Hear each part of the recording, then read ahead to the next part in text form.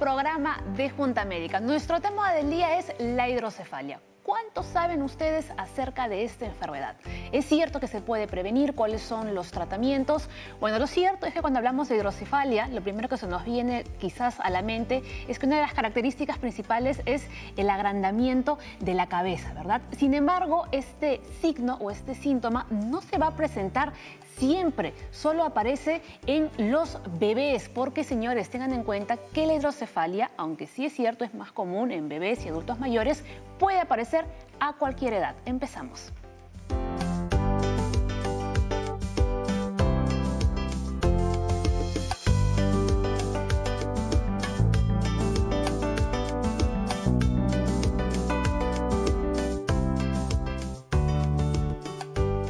Hemos elegido como hashtag ¿qué es hidrocefalia? Así que todas las dudas que ustedes tengan sobre este tema, empiecen a enviarlas ya desde ahora a nuestras cuentas de Junta Médica en Twitter y en Facebook y llámenos a la línea médica el 619-0670. La Junta Médica, que está hoy aquí en el estudio, va a responder todas sus preguntas. Bien, vamos a darle la bienvenida al neurocirujano Luis Antonio del Instituto Nacional de Ciencias Neurológicas del Ministerio de Salud, Lorena Pastor, psicóloga clínica, y el doctor Daniel Guillén, neuropediatra del Hospital Cayetano Heredia. Vamos a hablar de hidrocefalia y también el componente emocional, psicológico es importante, ¿cierto? Vamos con la información de todos los días para que ustedes tengan, ¿no?, este contexto, ¿no?, antes de empezar a desarrollar el tema. La hidrocefalia se produce cuando hay acumulación normal de líquido cefalorraquídeo en las cavidades del cerebro, provocando presión y daño cerebral. La hidrocefalia puede ocurrir, como les decía al inicio, a cualquier edad, pero se presenta con mayor frecuencia en bebés y en adultos a partir de los 60 años, ¿cierto? Ay, más o menos es el doctor.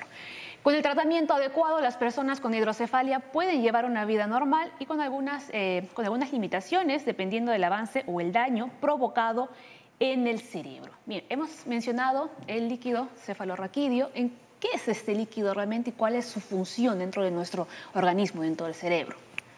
Muy buenos días, gracias por la invitación. Bueno, el líquido cefalorraquídeo tiene una característica de ser un líquido como un cristal de roca que circula por todas las cavidades del cerebro, ¿no?, por los espacios generalmente llamados subaracnoideos y por las cavidades llamadas ventrículos, ¿no? La función principal de este líquido es ser más o menos una especie de soporte. Más o menos el cerebro y las estructuras neurales tratan de alguna forma nadan sobre el líquido. Flotan, ¿no? Flotan sobre el líquido y de alguna manera va a ejercer un soporte y a la vez es como una protección ante cualquier impacto que pueda ocurrir, ¿no?, los impactos que tenemos a diario. Y cuando ocurre la hidrocefalia hay demasiado líquido. Así es. Hay un aumento, puede haber un aumento de la producción, puede haber una pobre reabsorción en el líquido. Ahí podríamos ayudarnos, ¿no, doctor? ¿No? Con la imagen que tenemos sí, en la pantalla. Claro que sí, ¿no? Vemos ahí claramente, según indican las flechas, cómo va circulando el líquido cefalorraquídeo. Así es, vemos aquí, ¿no?, el camino. Sí. Se produce normalmente, no sé si me puedo acercar. Después. De momento aquí sentaditos. Muy bien. Producen en los plexos coroideos, salen, van hacia las cavidades ventriculares y luego van hacia el espacio subaracnoideo, que es alrededor del cerebro, para luego llegar hacia las cisternas, que es la parte inferior, como podemos ver. Claro, ¿no? Y lo importante es que vemos que no solamente está el líquido en nuestro cerebro, sino a lo largo de la columna vertebral también. Sí, llega también hacia la médula espinal, ¿no? Perfecto, muy bien. Ahora sí, doctores, vamos a invitarlos a que vean nuestro caso del día, ¿no?, de una niña, ¿no?, que fue diagnosticada, con una pequeñita realmente que fue diagnosticada con hidrocefalia y espina bífida. Atención. Yo me llegué a enterar cuando estaba embarazada a los 8 meses recién, porque según la última ecografía me hicieron y me dijeron que la cabecita estaba más de lo normal. Mi nombre es Eli Albino Rivera, mi hija tiene 10 años, que se llama Camila Romaní Albino, tiene hidrocefalia. Ella tiene espina bífida y también tiene hidrocefalia. A base de eso hizo hidrocefalia. Primerito fue la operación de la columna, ¿no?, del mielo. Empezó con los síntomas, arrojar, lloraba día y noche, lloraba día y noche. Y así estaba constantemente. Otra vez retorné al hospital y también llegué al hospital y me lo pusieron otra vez la válvula y otra vez me dijeron a tu casa. Cuando tenía 9 meses, otra vez, es la tercera cambiada de válvula. Ahí ya sí me dijeron, estaba como 5 meses internado y me dijeron, señora, ¿sabes qué? Tu hija ya no va a poder resistir porque ya es muchas operaciones que tiene. O sea, yo no podía decir cómo me voy a llevar a mi hija, yo qué voy a hacer en mi casa, y se va a morir. Entonces lo que yo acudí es a otro doctor. Ahorita tiene, este año, en mes de agosto, va a cumplir sus 10 años. Bien, agradecemos a la señora Elia por habernos contado esta historia y sobre todo a la pequeña Camila, ¿no? Ahí la vemos, ella nos contaba que le diagnosticaron hidrocefalia cuando ella estaba gestando realmente. O sea, le diagnosticaron a la pequeña, ¿no? Al bebé que ella estaba esperando. Bien, buenos días. Voy a explicar el caso de la pequeña que nos ha presentado la señora, la mamá, señora Elia. Bueno, como dijo el doctor Toledo, la hidrocefalia es el acúmulo de líquido que se produce exageradamente dentro de estas cavidades que son los ventrículos laterales, y que ya explicó el doctor que tenía una producción, una circulación y una reabsorción en el cerebro. Entonces, cuando se obstruye esta circulación en algún punto se produce la hidrocefalia. En el caso de la pequeña, lo que ha sucedido es que se ha producido una malformación en la parte inferior de la columna vertebral que se llama mielomeningocele y se ha producido a su vez una obstrucción en la parte más alta, en la base del cerebro, donde se está produciendo una obstrucción a la circulación más alta.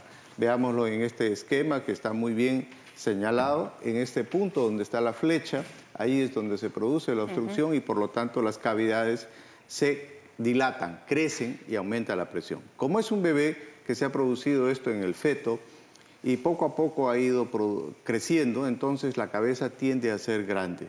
Y esta es una característica de esta malformación de mielomeningocele con hidrocefalia. Son dos procesos que se acompañan frecuentemente, tan frecuente como que el 90% de las veces que hay mielomeningocele hay hidrocefalia, quizás un poco más. Entonces es lo que se ha producido con la pequeña. Lamentablemente, en algunas ocasiones, los niños tienen reacciones al tejido, al material de la válvula, o tienen otro tipo de intercurrencias infecciosas y hace que el líquido no fluya bien por la válvula, o que sea una hidrocefalia que no tiene una presión importante como para que salga por esa válvula. El doctor seguro que va a explicar que hay diferentes tipos de válvulas. Entonces, puede ocurrir ese proceso en el que hay una colocación de una válvula, hay otra colocación de otra válvula y así puede haber realmente una situación lamentable que le haya pasado. En el caso de Camila, doctor, podríamos señalar que es una hidrocefalia congénita. Correcto. Las causas de la hidrocefalia en las personas son tanto congénitas como también adquiridas. Quiere decir que hay, de hecho, una malformación en algún momento. Y voy a señalar acá un punto muy frecuente de lugar de obstrucción que se llama este conducto, que se llama acueducto de Silvio. El líquido que se produce debe salir por este fino conducto que tiene solo unos milímetros. Y eso entonces, es lo que se obstruye. Cuando se obstruye, se tapa por cualquier cosa o porque simplemente no apareció en la vida, se produce la hidrocefalia. Hay un trastorno congénito que está en el cromosoma 17 y que se sabe que se obstruye a ese nivel. Y entonces eso es una característica. Sin embargo, otros casos pueden ocurrir. Así es, ¿no? Ahora, el agrandamiento, ¿no?, del tamaño de la cabeza es justamente porque es esta acumulación de líquido, pero que usted nos estaba comentando, ¿no?, solo se produce en bebés.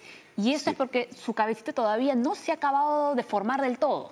Es bueno recordar esto que estamos presentando acá. Los bebés tienen en la cabecita, los huesos todavía no están unidos, y entonces están solamente afrontados por todos los tejidos que están alrededor, el cuero cabelludo, las meninges, todo lo demás. Entonces, el líquido cefalorraquídeo tiene un equilibrio en ese lugar. Entonces, cuando este líquido aumenta dentro de los ventrículos, la cabecita va a crecer naturalmente. Y además se va a producir un aumento de la notoriedad de las venas en el cerebro. Esta zona que es la fontanela, que es el lugar donde no hay huesito, va a aumentar. Así ahí como vemos las venas, ¿no? Claramente, sí. Ve cómo las venas aumentan. Seguro que esto se ha producido en la niña que se presenta el caso. El médico nota el tamaño, nota las venas, nota la tensión de la fontanela, nota además los ojitos que tienden a ir hacia abajo. Y entonces son características que habitualmente se ven en los pequeños. Es muy importante, tal vez decirlo ahora, que el médico de niños siempre mida la cabecita del paciente de la manera como hemos visto en la lámina. No sé si me puede poner la lámina anterior. Correcto. Ahora lo colocamos. Esto es una prioridad nacional. La idea es que se miden todos los niños regularmente durante los primeros meses de edad y luego periódicamente hasta cuando cumplan 7 o 10 años de edad. De manera que uno pueda adelantarse al crecimiento craneal como un signo indicador. Muy bien. Ahora, vamos a volver un poquito, ¿no?, al caso de Camila, porque ella además también tuvo o tiene espina bífida. ¿Esto podría ser una causa de hidrocefalia también? Sí, lo expliqué en el momento inicial.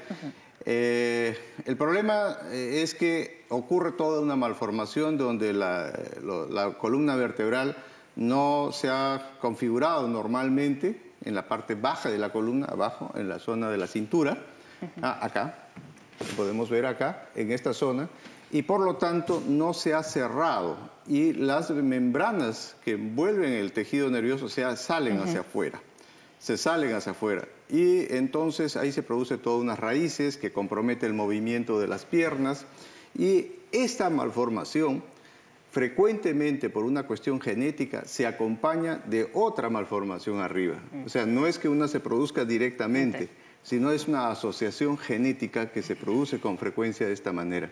Entonces, la idea es resolver primero el problema de la zona lumbar, ahora lo va a explicar seguro el doctor. Se resuelve la parte baja y luego se ve cómo evoluciona el paciente desde el punto de vista quirúrgico, y luego la parte alta inmediatamente se tiene que atender porque, como dije hace un momento, 9 de cada 10 o 9.5 de cada 10 niños tiene una hidrocefalia. Tiene hidrocefalia que se tiene que detectar con las pruebas ya correspondientes. Perfecto, muy bien, vemos más imágenes y vamos a resumir, ¿no?, lo que nos ha estado contando, ¿no?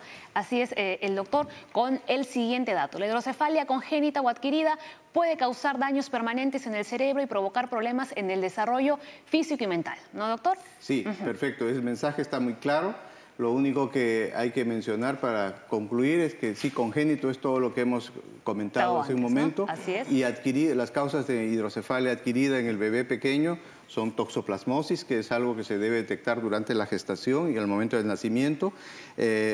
Tenemos las otras, las meningitis que ya hemos hablado en algunas Y podremos añadir también estas causas, traumatismos en la cabeza. Mayores, Esto ya en niños mayores, no en bebés. No, pero las infecciones y tumores sí se podría incluir. En niños mayores. También. En niños mayores.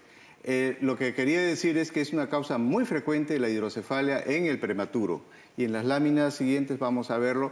En el prematuro, tal vez la mayor causa de hidrocefalia en la actualidad en nuestro medio sea la hidrocefalia del prematuro. Que, bueno, voy a ahí lo vemos a usted, doctor. Acá lo vemos. Sí, bueno, disculpen la presentación.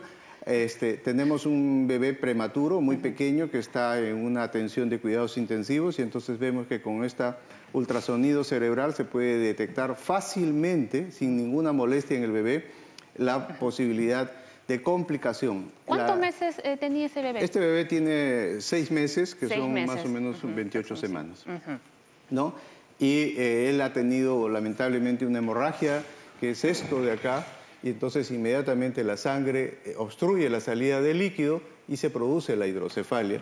Y días después se produce claramente la dilatación ventricular que es esta, y que claro, ya después muy frecuentemente requieren el apoyo de los doctores de neurocirugía. Claro. Ahora, ¿es posible detectar la hidrocefalia a los pocos meses de gestación? Es posible generalmente detectarla en el tercer trimestre. En el tercer cuando trimestre. se produce en forma congénita.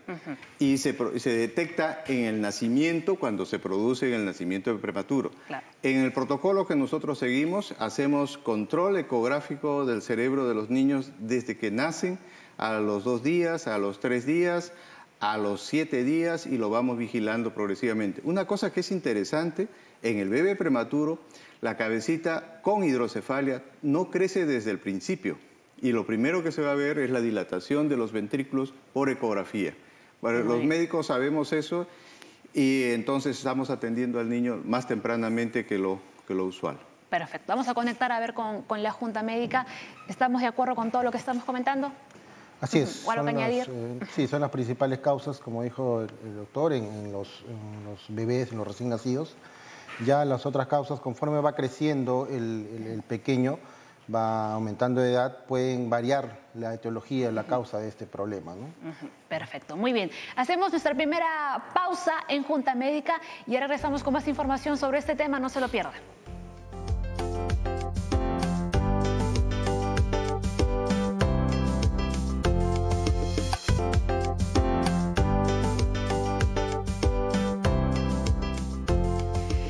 La hidrocefalia es nuestro hashtag y nuestro tema del día, así que envíenos sus consultas. Estamos esperando todas sus dudas sobre nuestro tema del día para que los doctores puedan responder. Y está conmigo aquí el doctor Antonio, porque vamos a ver cuáles son los síntomas que suelen presentarse cuando hablamos, atención, de la hidrocefalia, pero en niños. Más adelante vamos a ver los síntomas en adultos, ahora nos centramos en los niños. Bien, vemos ahí el agrandamiento normal de la cabeza, que como comentamos, doctor, en los adultos no se presenta este síntoma. Ya el doctor creo que lo ha detallado bien. Generalmente, o cuando es algo congénito, muchas veces el bebé ya nace con el aumento del tamaño del cráneo, ¿no? Pero cuando esto va adquiriendo, se puede adquirirse después, puede haber un agrandamiento repentino, súbito, progresivo del perímetro craneal, ¿no? Asociado muchas veces... Como vemos en la fotografía, como vemos acá en la imagen, el agrandamiento claramente del perímetro del cráneo. Y lo que también notamos en los pacientes de ese tipo es el incremento del abombamiento de la fontanela. Es que en la parte de adelante. En la parte de adelante, sí. Justamente son estructuras normales, por decirlo así, por la presencia aún de la falta del cierre de las suturas. Entonces hay un abombamiento justamente a este nivel generalmente denotado principalmente por el incremento ya de la presión intracraniana que va sucediendo ahí. Perfecto, queda claro entonces ese síntoma, que es quizás el más visible también, ¿no? Sí, aquí vemos un caso mucho más severo y extremo, podríamos decir, claro, ¿no? Esa es una hidrocefalia congénita, vemos el agrandamiento evidente junto con el... y cómo se notan las venas además, ¿no? Así es. Muy bien. Seguimos entonces con los síntomas. La irritabilidad puede ser otro de ellos. El niño a esta edad pues ellos no pueden expresarse de otra manera más que expresarse, se notan muy irritables, ¿no? A veces tienen problemas hasta para la alimentación, no succionan adecuadamente. Y eso es una señal de alerta también para la mamá, claro, ¿verdad? Que sí, cuando uno ve a un niño aletargado, irritable, que tiene problemas en su alimentación, que no succiona adecuadamente, hay que estar alertas porque puede estar más aún si vemos a un niño ya con un crecimiento progresivo de la cavidad. Los ojos fijos hacia abajo, ¿no? Lo que comentaba también el doctor Guillén, ¿no? Es el signo. Vamos a ver, ¿más síntomas? Ahí está, ¿no? Náuseas o vómitos, falta de apetito, convulsiones y hasta incontinencia urinaria. Así es. Sí, producto del aumento de la hipertensión, de la presión dentro del cerebro, es que va a irritar ciertos centros, los centros del vómito principalmente, producto del cual es que el bebé va a expresarse con náuseas y vómitos muchas veces de tipo explosivo. Muy bien. Esa es una característica. Ahora vamos a ver el daño que realmente ocurre en nuestro cerebro. Este puede ser de leve a grave según la rapidez del diagnóstico, la causa y además el éxito del tratamiento que se lleva a cabo. Así es importante el diagnóstico inicial y el tratamiento oportuno, puesto que conforme pasen los días va a lesionar mucho más el cerebro y por lo cual va a ocasionar más secuelas en el bebé, ¿no? Y algo que sí comentaba, ¿no? la señora Elia, era que un poco el problema que ella había tenido era que los médicos le daban diversos diagnósticos y le decían diferentes cosas y eso realmente la confundía bastante a ella, ¿no? Incluso le dijeron, ¿no? que su pequeña Camila no iba a vivir más de unos meses. ¿No es así, Lorena? Eso también puede afectar muchísimo, ¿no?, al tema de cómo se puede sentir la persona. Claro, un mal diagnóstico definitivamente afecta a toda la familia y además que hace que los propios familiares, los propios padres, pierdan confianza luego en el médico. Ya no saben a qué médico acudir, ya no confían en el tratamiento, a veces hacen alteraciones dentro del tratamiento. Ya no, mejor, si tengo que tomar esto, mejor no se lo doy, le vaya a hacer mal. Entonces, cuando ya hay pérdida de confianza, ya es difícil nuevamente enganchar con un médico que pueda ayudarme a mí a saber que mi hijo va a estar mejor. Ahora, por ejemplo, cuando hablamos de que los padres se enteran de que el hijo que están esperando va a tener síndrome de Down, se recomienda, ¿no?, que ellos también acudan a una terapia psicológica para que vayan, ¿no?, procesando toda esa noticia. Cuando les dicen que también van a tener un hijo con hidrocefalia, ¿deberían hacer lo mismo también? Yo pienso que sí, porque es importante que primero se informen sobre qué es la hidrocefalia, sobre todo lo que hemos conversado, y sean conscientes sobre de qué tipo de enfermedad se trata, ¿no? Porque a veces el papá escucha que su hijo va a tener una enfermedad y se alarma, o la falta de información pues hace que no tome las acciones a tiempo. Y la segunda parte es lo que bien mencionaste, el tema de aceptación, porque muchos padres entran en un estado de negación, que es lo más común, ¿no? Y no quieren aceptar que su hijo tiene esta enfermedad, no acuden a los médicos a tiempo, no acuden después de tratamiento psicológico o de rehabilitación de funciones ejecutivas o cognitivas. Entonces, al final, la negación empeora el diagnóstico y hace que no pueda ser consciente de todas las opciones que tengo para poder ayudar a mi hijo, ¿no? Doctor Guillén. Sí, tal vez vale complementar en la atención del bebé con este tipo de hidrocefalias fetales que están durante la gestación, que el primer médico que da la voz de alarma es el ginecólogo. El ginecólogo o el servicio de ecografía ginecológica, haciendo un buen diagnóstico, va a detectar si se trata de una hidrocefalia ya fetal, generalmente en los últimos meses de gestación. Esa es la primera alarma. Lo que nosotros hacemos de manera protocolar es que una vez que se detecta y se confirma en un segundo examen o tercer examen que esto está realmente siendo un problema, inmediatamente los ginecólogos abordan con exámenes para saber si hay trastornos malformativos y le hacen unos exámenes. Y luego cuando ya se confirma, pasa habitualmente al médico neonatólogo y muchas veces a nosotros como neuropediatras nos participan para saber cuál es el mejor momento en que debe nacer el bebé. Recordemos que a mayor tamaño de cabecita va a ser mucho más dificultoso y mucho más traumático el parto. Habitualmente recomendamos el parto vía abdominal, o sea, con una cesárea, en el momento que la cabecita vaya a tolerar la salida del vientre materno. Entonces, esta es una característica muy importante a tener en cuenta que, complementado a lo que decía la doctora, pues es necesario que los padres se informen y estar bien enterados. Cierto que pasamos por un momento de desasosiego fuera de lo que es normal, pero deberíamos mantener la calma y informarnos cuidadosamente para determinar el momento en que nazca este bebé. Complemento a esto, hay una enfermedad que hemos puesto en la lámina que es la toxoplasmosis. La toxoplasmosis congénita es una enfermedad infecciosa adquirida durante la gestación que puede dar hidrocefalia. Hay otras también, pero son menos frecuentes. Toxoplasmosis hay en el Perú y es muy importante que lo tengamos en el diagnóstico diferencial. Muy bien, ¿no? Y más adelante vamos a detallar un poco mejor, ¿no?, acerca de este tema. Ahora sí, doctores, los invito a ver qué más nos ha contado la señora Elia. Solo tratamiento es terapias.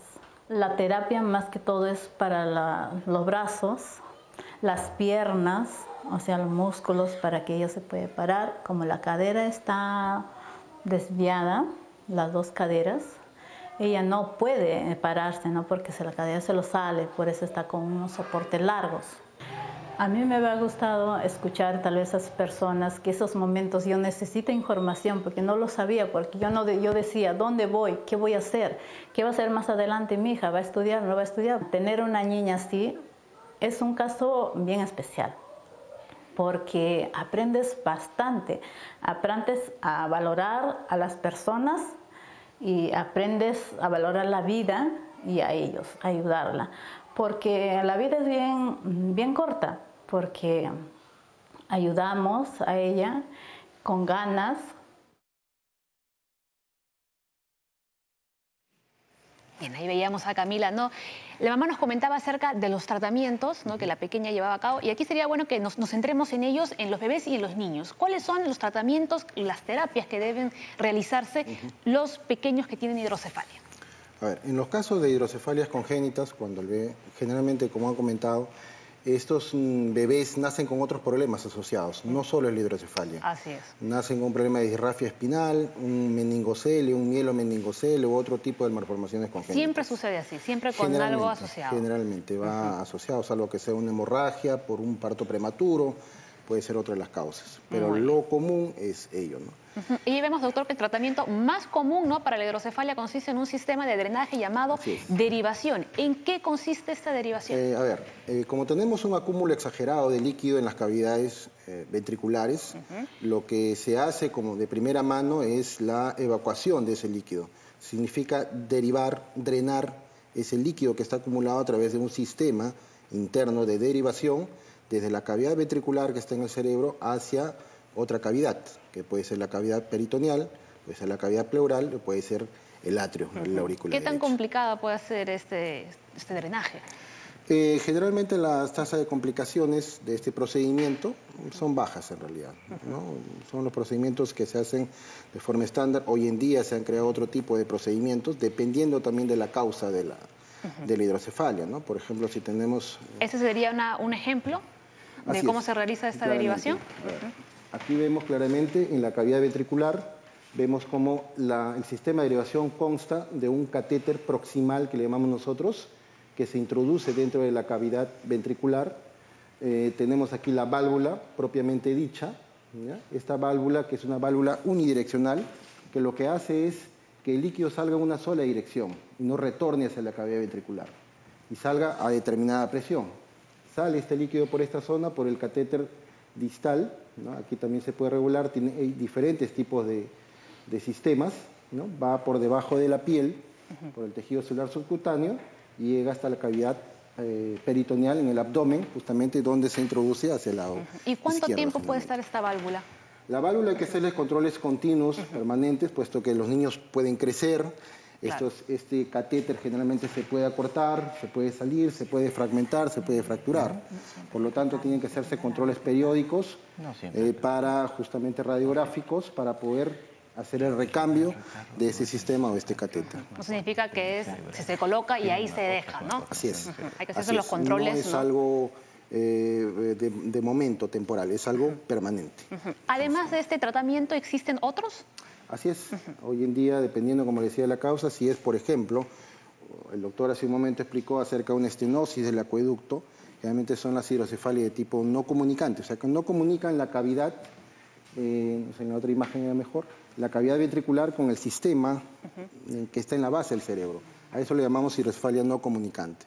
Entonces, en esos casos se hace la fenestración del piso del tercer ventrículo por vía endoscópica. Es una cirugía de mínima invasión. Mínima invasión, ¿no? Así es. Sí, que se hace a través de un endoscopio rígido o flexible que se introduce por la parte frontal, ¿no? Llega hasta el piso de una cavidad que se llama el tercer ventrículo y se fenestra, se abre un pequeño agujero ahí para que pueda haber una comunicación y el líquido pueda fluir a través. El que usted está hablando es esta, ¿no? La ventriculostomía, así es, ¿no? Que es otro procedimiento quirúrgico para la hidrocefalia, aunque no es aplicable, eso sí, para todos los pacientes. ¿Cuándo los pacientes aplican, no, para esta clase de procedimiento y cuándo no? En los casos, como le decía, de las hidrocefalias no comunicantes, ahí sí vale. Así es, ahí aplica. Muy bien, perfecto. Antes de irnos a la pausa, ¿algo más que comentar? Nada, el doctor no dice nada. Ya dije demasiado. Muy bien, señores. Pausa en Junta Médica. Regresamos con todas las consultas que ustedes nos han enviado. No se preocupen.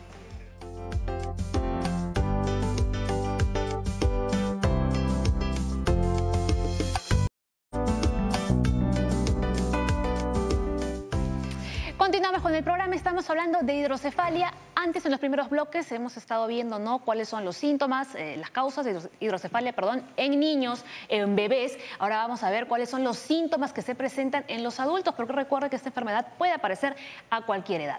Vamos a ver, ¿no?, cuáles son los síntomas. Doctores, vamos a ver si está todo correcto. Dolor de cabeza, letargo, pérdida de coordinación o equilibrio, pérdida también del control de la vejiga o necesidad frecuente de orinar, la visión alterada, deterioro en la memoria, concentración y otras capacidades cognitivas. Todo eso aparece. Entiendo que no todo al mismo tiempo, ¿no? ¿Hay algún otro síntoma que podríamos añadir o estos son los que suelen aparecer? Dolor de cabeza. Dolor de cabeza también. ¿Es como una migraña ese dolor? No es como migraña, es un dolor de cabeza que tiene unas particularidades que lo voy a detallar. Lo que pasa es que cuando a todas edades, decíamos, puede ocurrir la hidrocefalia, pero evidentemente cuando ya es mayor es por alguna causa. Lo primero que uno tiene que saber es que la hidrocefalia es por alguna causa. Entonces, en niños que comienzan a caminar hasta los 3, 4 años puede ser muy difícil porque el desequilibrio se confunde con el desarrollo normal del movimiento y entonces papás pueden demorar en la detección. ¿Qué es lo que sucede? Que lamentablemente en esta edad son muy frecuentes los tumores cerebrales de la parte baja del cerebro que obstruyen la circulación de este líquido. Entonces los niños se presentan con tropiezos constantes, con irritabilidad, porque ellos no saben decir me duele la cabeza, entonces simplemente lloran, se fastidian, tienen trastornos en la alimentación. Y cuando va progresando esto comienzan a vomitar. En los niños no se produce el vómito brusco como se produce en el adulto o en el niño mayor. Se produce un vómito como cualquier vómito. Y conforme se va creciendo ya es un niño que la cabecita ya no crece más porque ya se están cerrando los huesos. Las causas de hidrocefalia, que pueden ser las mismas, entonces están presentándose con un signo característico que es el dolor de cabeza. El dolor de cabeza típico es aquel dolor de cabeza que es constante, que cada vez es mayor y que sobre todo despierta al niño en la madrugada y muchas veces se acompaña de un vómito mucho más intenso, explosivo le llamamos.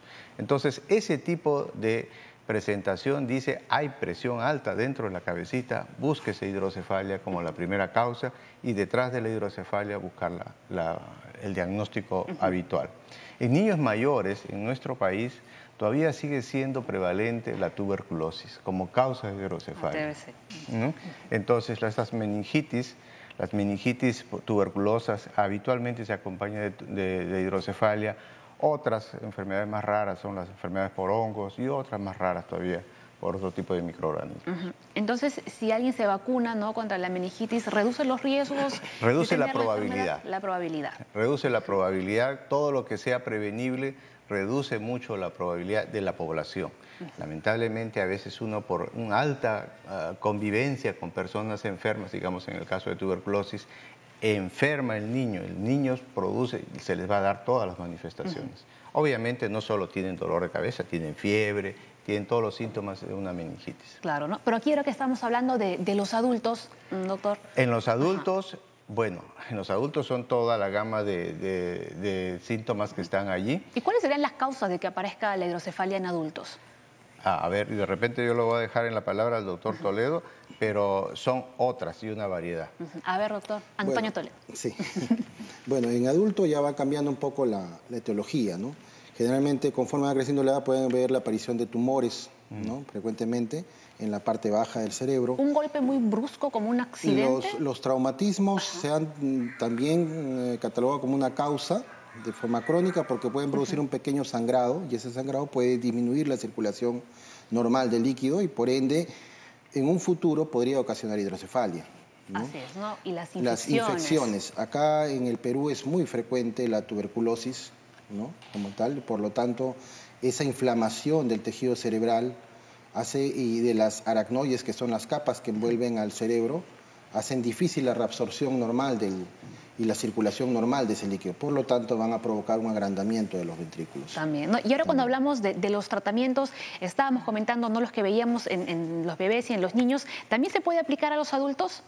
Así es. ¿No? El tema del drenaje, de esta colocación de la válvula, ¿no? Así es. En los casos agudos, hay que hacer acá un capítulo, en los casos de hidrocefalias agudas, por decir, en los casos de sangrados, hemorragias, producto de ruptura de aneurismas, por ejemplo, lo que pasa es que la sangre invade de estas cavidades, por lo tanto el líquido ya no es como un cristal de roca, por lo tanto se ve mezclada con sangre, es un líquido más denso.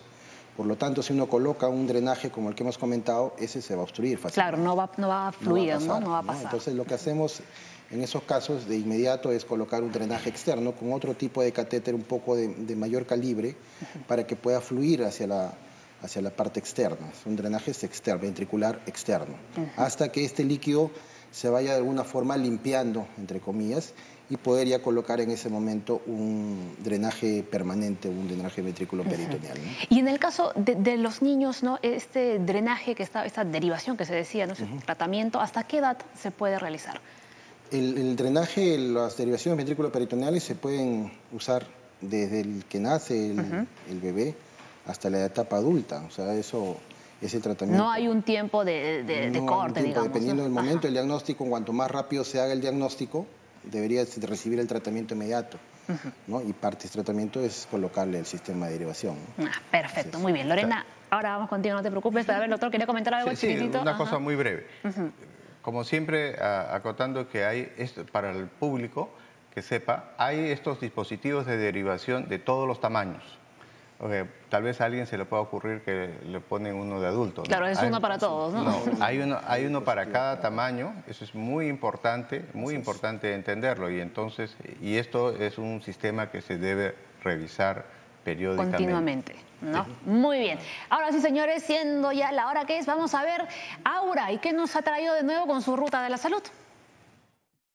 Hola, en esta nueva ruta de la salud hemos llegado a CESBI, una asociación que brinda servicio a niños con espina bífida e hidrocefalia, y por eso estamos con Graciela, que es la coordinadora del programa. Cuéntanos, Graciela, ¿de dónde surge la idea o la iniciativa de tener esta asociación?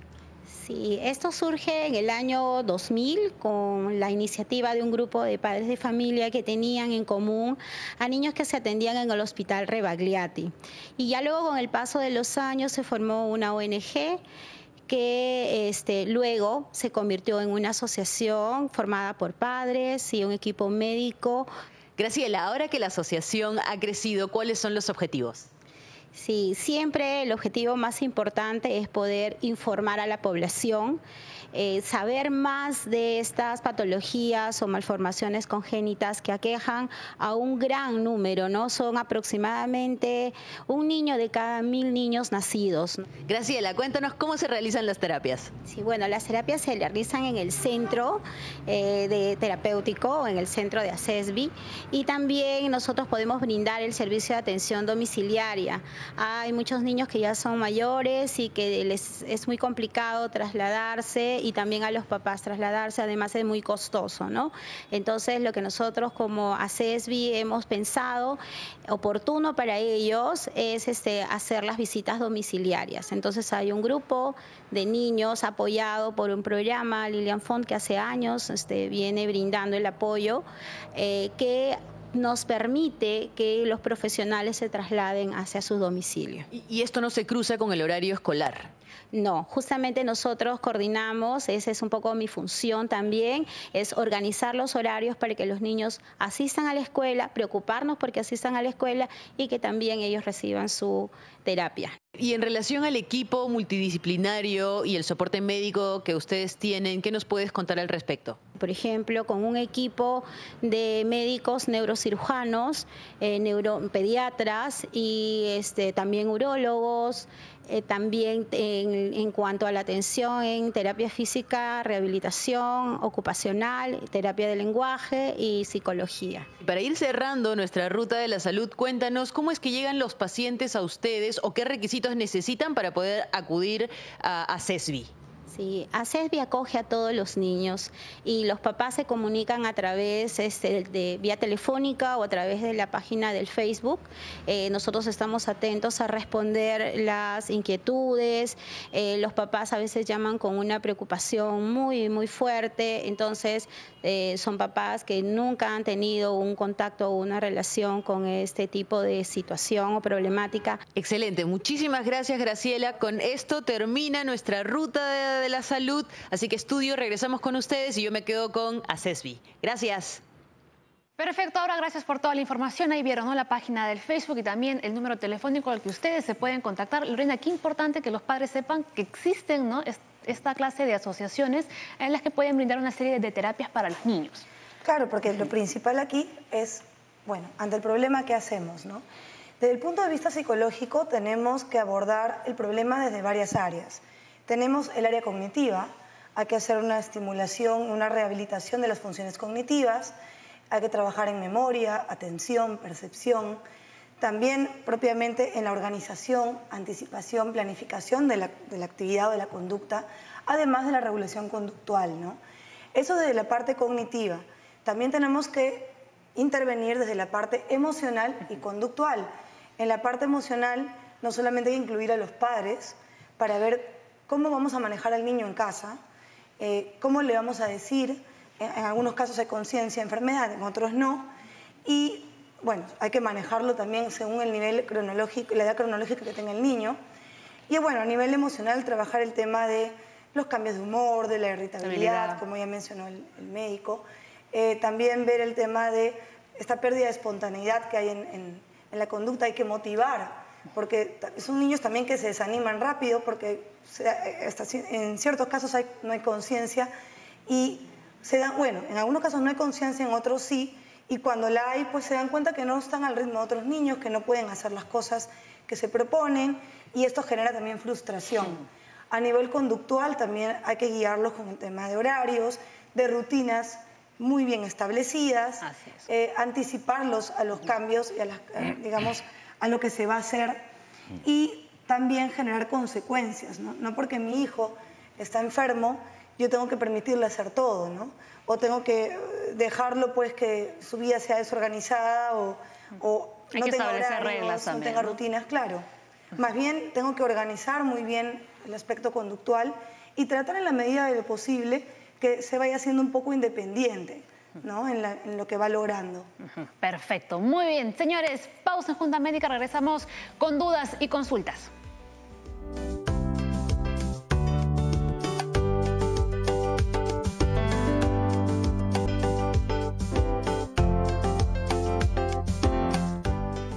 Bien, vamos con algunas consultas que nos han llegado, bueno, llamadas. Lady desde el Callao dice, ¿a qué se debe que un paciente pase de hidrocefalia a quiste aracnoideo o viceversa?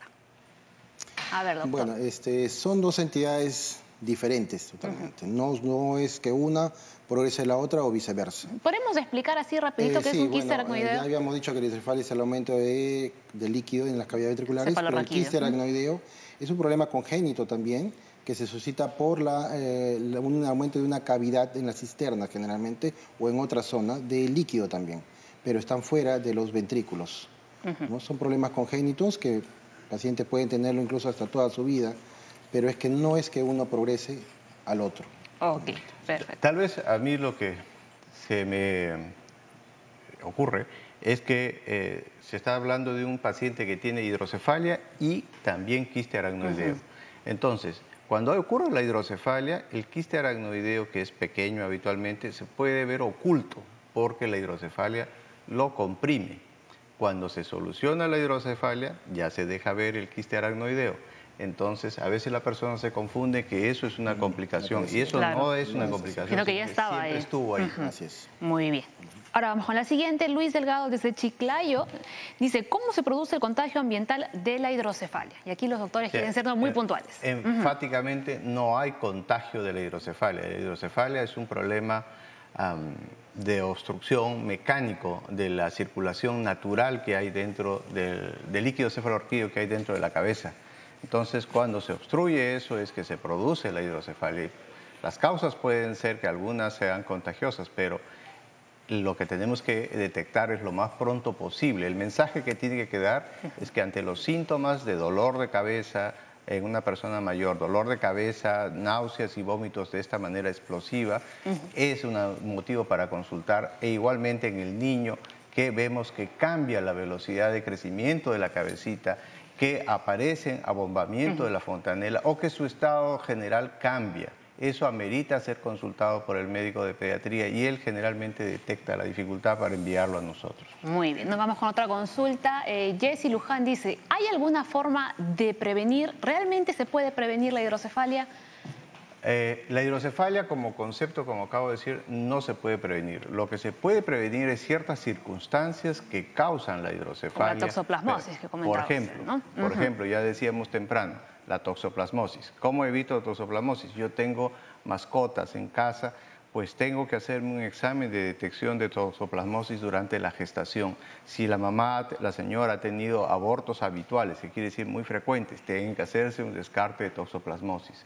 Si el bebé se ve que tiene hidrocefalia congénita y tiene mascotas o ha estado en un sitio de riesgo, pues tiene que hacerse también ese descarte. La toxoplasmosis tiene tratamiento y cuanto más rápido sea el tratamiento, más efectivo. Tenemos pacientes adultos ya conocidos desde pequeños que han tenido este problema y están competentes haciendo sus profesiones. Así es que es algo que se puede detectar tempranamente y el éxito es que se reincorporen a la vida. Entonces, y otra cosa que no quiero dejar de decir, sí, con relación a hidrocefalia y malformación de la columna en la parte baja, el mielomeningocele asociado con hidrocefalia, es que ya en el mundo desde hace muchos años, muchos alimentos están suplementados, sobre todo las harinas, los panes, están suplementados con ácido fólico, de manera de que el suplemento de ácido fólico previo a la gestación evita el 50% de los casos de este tipo de malformaciones. Por eso también indican, ¿no?, que las gestantes consuman ácido fólico. Esa es la razón, ¿no?, fundamental, Ajá, porque a nivel poblacional disminuye la frecuencia. Tengo la sensación de que años antes, hace bastantes años ya, cuando empezábamos la especialización, había más casos y tengo la sensación de que ahora ha disminuido un poco. Creo que es porque ya los controles obstétricos están insistiendo en la suplementación de ácido fólico. Las jóvenes sobre todo, deben saber de que existe este tipo de conducta preventiva para disminuir esta malformación que es tan importante, como dijo. Claro, ¿no? Y por ello es importante la información, por eso en Junta Médica decimos que, ¿no?, que información es prevención, por eso la Junta Médica es el equipo de la salud. Y para concluir, podríamos decir, ¿no, doctores?, que las terapias de rehabilitación e intervenciones psicológicas, y educativas son vitales para un mejor pronóstico. Una persona con hidrocefalia, un adulto que ha sido tratado desde pequeño, puede trabajar con normalidad. O sea, puede hacer su vida muy bien. Claro. El tratamiento integrado definitivamente es el más recomendable, ¿no? Que los médicos estén comunicados entre sí, que se trabaje con toda la familia y que se aborde desde diferentes áreas un solo problema. Perfecto. Ya vamos cerrando el programa, doctores. Las conclusiones finales, aunque el doctor Guillén ya creo que nos ha contado todo. Bueno, solo insistir en que es un problema que debe verse en equipo multidisciplinario, que algunas causas pueden ser prevenibles, como ya se ha dicho, y que la detección oportuna es, como siempre, fundamental, la clave. ¿no? Complementando la detección oportuna, también la terapia inmediata, ¿no? Hay que tomar acción de inmediato porque en la medida que podamos empezar las terapias lo antes posible, luego vamos a ver los resultados, tanto desde la adolescencia hasta la adultez también, ¿no? Bueno, de parte mía, que una vez hecho el diagnóstico de hidrocefalia, tenemos que ver exactamente el tipo de tratamiento que requiere. O colocarle un sistema de derivación o hacer una ventriculostomía. Y si es colocarle una derivación, ver qué tipo de válvula. Porque muchas veces ahí se incurren en muchos errores. Si ponemos válvulas, hay válvulas de alta presión, de presión media, de presión baja. Y a veces colocamos una válvula al azar y a veces no da los resultados esperados. Claro. Hay que ver exactamente, de acuerdo al tipo de presión que maneja, qué tipo de válvula es la más adecuada para cada paciente. Ahora, un dato importante, ¿no?, para la audiencia es estos tratamientos quirúrgicos a los que se someten tanto los niños como adultos, ¿los cubre el SIS, los cubre el Seguro Social o no entran dentro? Están cubiertos dentro del seguro del SIS, ¿no? Están cubiertos totalmente. Sí, son tratamientos cubiertos, lo que sí siempre a nivel ya institucional exhortamos en que estén provistos los diferentes centros hospitalarios, porque esto puede ocurrir en cualquier lugar. Exhortamos la formación especializada, tenemos menos especialistas de acuerdo a la necesidad, y exhortamos la organización, a que tanto hemos hecho hincapié hoy día, la organización multidisciplinaria, que es la que verdaderamente lleva adelante al paciente a través de sus años de recuperación. Claro, ¿no? Es que a veces nos olvidamos de eso, ¿no?, de que es un equipo realmente con el que debemos trabajar y pensamos que solo es un médico, ¿no?, al que debemos acudir, y realmente no es así. No, si no, siempre lo decimos aquí, si no, el tratamiento no va a ser efectivo, no va a tener el éxito que se espera. Además de involucrar completamente a la familia, ¿no? porque a veces lo que yo veo en terapia es que comúnmente se trabaja solo con la madre o con la persona que está a cargo del niño. Pero acá lo importante es trabajar con toda la familia, porque a veces los abuelitos terminan engriendo un poquito más, o la empleada del hogar de repente hace alguna acción con el niño que no es la adecuada. Entonces, todos tienen que estar informados y todos tienen que tener un sistema común de acción con el niño, ¿no? O desde el diagnóstico. Perfecto. Muy bien, señores. Ya hemos aprendido entonces, ¿no?, qué es realmente la hidrocefalia y que nos quede claro que no se contagia, ¿no? Y los doctores, cuando les conté, les dije la pregunta, me pusieron una cara media rara. Pero bueno, pero para eso estamos aquí, ¿no? Para informarles a ustedes y que tengan conocimiento. Pero como está contando el doctor, gracias a la información no se ven menos casos, porque se están tomando estas medidas preventivas siempre y cuando no se puedan prevenir, ¿no? No puede ocurrir siempre, ¿no? Así es. Muy bien, señores. Mañana venimos con más Junta Médica, más información. Información es prevención, ya lo saben. Gracias a YouTube, a Motivos y a Viale. Y se quedan con el mejor, con Jaime Lertora y A lo Grande. Chao.